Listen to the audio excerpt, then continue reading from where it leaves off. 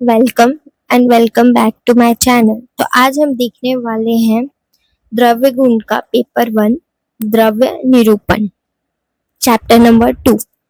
तो पहले हम देखेंगे द्रव्य के लक्षण क्या होते हैं।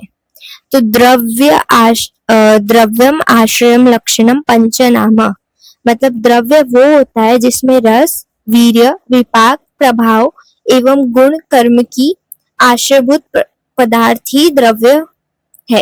ठीक है, जिसमें रस, वीर, विपाक और गुण कर्म आश्चर्य हो उसमें रहते हैं, उसी को हम द्रव्य कहते हैं। ठीक है, दूसरा क्या है, यत्र आश्रित कर्म गुणाम कारणम समवायियत तद द्रव्य। तो द्रव्य का दूसरा डेफिनेशन क्या है अकॉर्डिंग टू सुश्रुत, कि जिसमें गुण और कर्म आश्रित हो और अपने कार्य द्रव्यों का समवायी कारण हो, मतलब हमेशा निरंतर रहे, जब तक द्रव्य रहेगा तब तक रहे, उसको ही द्रव्य कहते हैं।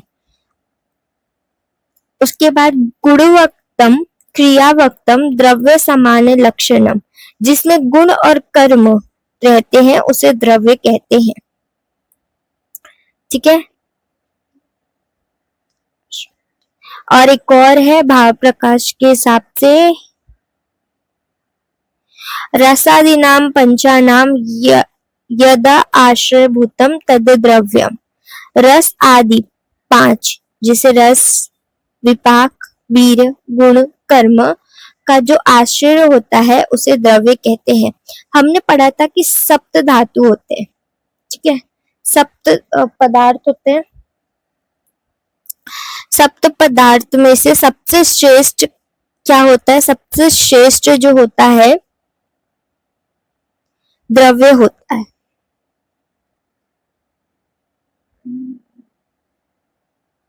नेक्स्ट है सबसे इंपॉर्टेंट और क्या आता है, द्रव्य का पंच भौतिकता। तो सर्व द्रव्यम पंच भौतिकम अस्मिनी अर्थे। तो ये 5 मार्क्स के क्वेश्चंस आते हैं, 5 मार्क्स। 10 मार्क्स में भी पूछेगा तो फिर वो 5 मार्क्स के कॉम्बिनेशन में बना सकता है, तो 10 मार्क्स का पूछ भी सकता है।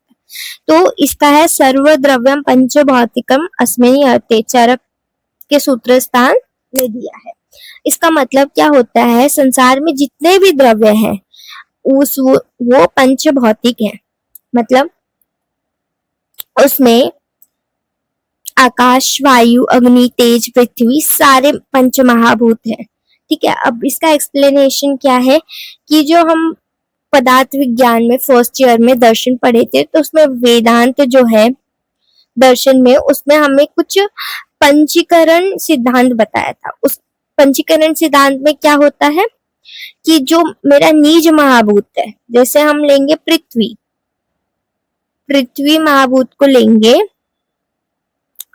तो उसमें जो अर्ध भाग है वो मेरा पृथ्वी महाभूत होगा, और जो शेष महाभूत है, मतलब बचे हुए जो 4 महाभूत है, उनका अष्टम भाग होगा। ठीक है, अष्टम भाग होता है मतलब जैसे कि पृथ्वी का मेरा हो गया 1/2। ठीक है, और रेस्ट जो मेरे 4th है उनका हो जाएगा 1/8। तो इससे एक महाभूत बनती है। जैसे पार्थिव द्रव्य में पृथ्वी महाभूत का अर्ध भाग तथा शेष अर्ध भाग में अन्य चारों का सामान्य अंश रहता है। फिर अगर हम देखेंगे तो सांख्य दर्शन क्या मानता है, सृष्टि की उत्पत्ति में अव्यक्त महान अहंकार एवं पंचतंत्र माता की उत्पत्ति होती है। ठीक है, उससे पंच महाभूत की उत्पत्ति होती है। उसके बाद अगर हम देखेंगे वैशेषिक दर्शन के हिसाब से ब्रह्मा और ईश्वर की इच्छा से ही सृष्टि की उत्पत्ति हुई है। ठीक है, तो इसी इच्छा के साथ सत्व रज तम गुण की भी वो हुई है, मतलब बने हैं। ठीक है, और इन्हीं अणु परमाणु जो हम अणु परमाणु का पदार्थ में पढ़े थे, उसके आकर्षण मतलब एक साथ, मतलब अट्रैक्शन, अनुग्रह होना मतलब म्यूचुअल कोऑपरेशन, एंड अनुप्रवेश होना मतलब मर्ज करना, इससे द्रव्य की उत्पत्ति होती है। ठीक है, सुश्रुत ने क्या बोला है, जैसे आकाश, वायु, अग्नि, जल, भूमि, इनमें से प्रत्येक में एक एक गुण जो है जिसकी वृद्धि होगी उससे ही हमें शब्द, स्पर्श, रूप, रस, गंध, इन 5 क्या बोलते हैं, मिलते हैं। इन भूतों में इन महाभूतों में संसर्ग मतलब मिलना, फिर अनुग्रह मतलब कोऑपरेशन, और अनुप्रवेश मतलब मर्जिंग, ठीक है, से ही हमें क्या बोलते हैं, सर्वभूतों में सर्वभूतों की गुणों का सानिध्य रहता है। और जिसका बाहुल्य है मतलब जो भी इसमें से उत्कर्ष है मतलब ज्यादा बलवान होगा उसी का नाम से हम इसका ग्रहण करते हैं, और जो कम रहता है उससे हम नहीं जानते, उससे हमारा बोध नहीं होता है, ठीक है। नेक्स्ट हमें पढ़ना है कि द्रव्य का औषधत्व। तो द्रव्य का औषधत्व, द्रव्य हम क्यों यूज करते हैं, तो हमने पढ़ा होता है सर्वदा सर्वभावानां सामान्य वृद्धि कारणम हर्षव हेतु विशेष। तो ये भी चरक में सूत्र स्थान में दिया है कि सामान्य से सामान्य की वृद्धि होती है, और विशेष मतलब अपोजिट, उससे हर्ष होता है मतलब कम होता है। अर्थात शरीर में जिस महाभूत की कमी होती है उसी महाभूत गुण भूयिष्ठम द्रव्य का प्रयोग करते हैं, और जब उस महाभूत की वृद्धि होती है तो उससे विपरीत गुण भूयिष्ठ महाभूत वाले द्रव्य का प्रयोग करते हैं। जो बीमारी में अगर हमको क्षय हुआ है तो उस बीमारी में ऐसे महाभूत का यूज करते हैं जिससे वृद्धि हो जाए, और अगर बहुत ज्यादा ही वृद्धि हो गई है तो हर्षव का चिकित्सा करते हैं। फिर द्रव्य की प्रधानत्व क्यों है, तो ये तो बहुत बड़ा टॉपिक है लेकिन हमें पढ़ना है, जो कुछ 5-6 याद करना है तो फिर पढ़ते हैं। तो प्रधानत्व क्यों है, द्रव्य सबसे ज्यादा प्रधान क्यों है सप्त पदार्थ में से, तो ये है व्यवस्थितवाद। तो ये सबसे स्थिर होता है, ठीक है, मतलब अपरिवर्तनशील होता है, ये चेंज नहीं होता है।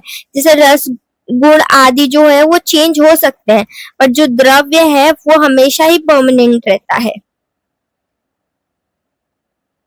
फिर है नित्यत्वाद, द्रव्य हमेशा वैसी ही रहेगा, मतलब उसका फॉर्म चेंज कर सकते हैं, जैसे कल्क आदि बना सकते हैं, लेकिन जो रस आदि है ना, रस गुण आदि है वो चेंज होते रहते हैं, ठीक है, कभी अच्छे भी हो जाते हैं और कभी विकृत भी रह जाते हैं, इसलिए द्रव्य जो है नित्यत्वाद है।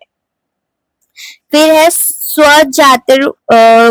स्वजातिव स्थानात, ठीक है, तो ये अपनी जाति मतलब द्रव्य का जो पार्थिव आदि है वो हमेशा स्थिर बनाए रखता है। फिर है पंच इंद्रिय ग्रहणात, इसको हम लोग 5 ज्ञानेंद्रियों के द्वारा ग्रहण करते हैं, इसीलिए द्रव्य प्रधान होता है। फिर आश्रितवाद, ये जो द्रव्य है वो रस, गंध आदि गुणों द्रव्यों का आश्रय रहता है, मतलब खुद को अपने अंदर सम्मानित किया रहता है, इसलिए वो आश्रितवाद है। Thank you so much. अब अगला पार्ट में हम द्रव्य का वर्गीकरण देखेंगे।